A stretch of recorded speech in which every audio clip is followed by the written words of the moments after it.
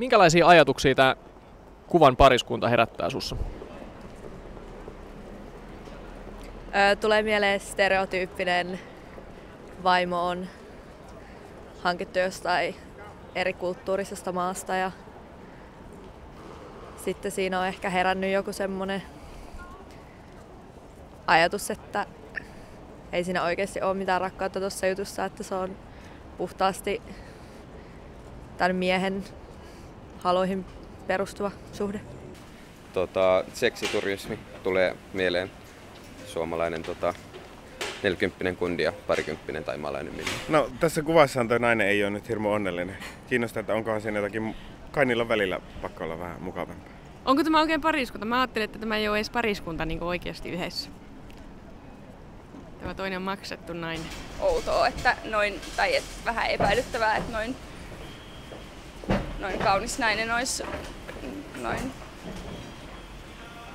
tollasen miehen kanssa. Nainen ehkä haluaa vähän niin kuin leveämpää niin kuin elämää ja mies ehkä miettii, millä tavalla mä tämän niin rahoitan. No koska näillä mimmeillä ei ehkä ole muuta mahdollisuutta tienata elantoansa kuin seksityöläisinä ja näillä kundeilla ehkä on muuten mahdollisuutta tyydyttää tarpeita ja ne menee sitten tämmöisiin kohteisiin hakea sitä tyydytystä. No välillä mä voin ajatella sitten silleen, että aika tasapeli, että niinku molemmat voittaa, että niinku saa mitä haluaa.